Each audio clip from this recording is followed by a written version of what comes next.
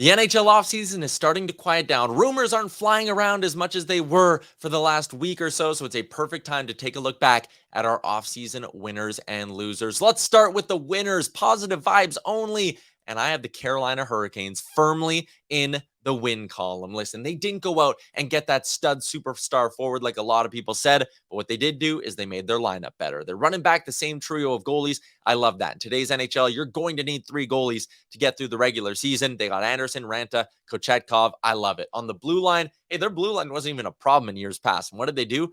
Went out and got the best D-man on the market in Dmitry Orlov and only had to give him a 2-year deal. At age 31, that is a tidy piece of work from Don Waddell to get a high-end free agent in and not have to commit to a long-term deal up front. Again, they didn't go out and get that superstar, but look at what they did add. I like the addition of Michael Bunting to that forward group. I think he makes them better. They added Brendan Lemieux in the bottom 6 as well. They didn't go out and really improve their scoring all that much, but they're still a better team with the additions of Orlov, Bunting, and the fact they were able to bring back the same 3 goaltenders they ran with last year. Don Waddell got the Canes in the win column for me.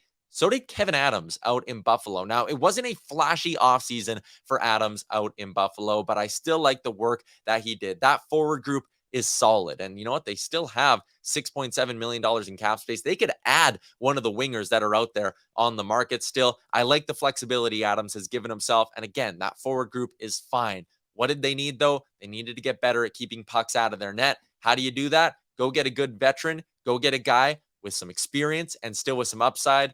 Eric Johnson of the Colorado Avalanche, I love that as the veteran play. He's going to help out pieces like Darlene, Samuelson, and Owen Power. And then I like that they went and got Connor Clifton, signed him to a 3-year deal out of Boston, a player who I think will get more opportunity with the Sabres and who should do pretty well with it. And you go look at that depth chart now. Clifton and Johnson just deepen things so much on the blue line for the Buffalo Sabres. Love those additions on the blue line. Kevin Adams knew what his needs were, went out and acquired them, and left himself with some flexibility. Third on my list of winners, I'm going with the Columbus Blue Jackets. They made most of their noise early in the offseason, but I love it. Their blue line got a lot better. And again, for a team that has a really solid young core coming with Sillinger and Ken Johnson, you add Adam Fantilli at the draft. Great work there. And then you go help out the blue line. Zach Werenski was out for basically all of last season. He's back, and now he's got some new friends on that blue line with Damon Severson and Ivan Provorov. I like both of those moves. They should make Elvis Merzlikins' life a lot better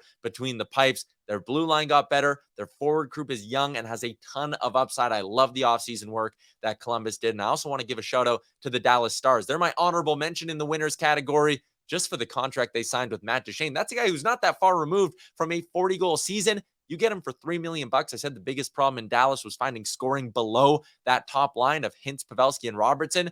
Matt Duchene is really going to help in that regard. There's my 3 winners and an honorable mention. Did I miss anyone? Let me know in the comments below.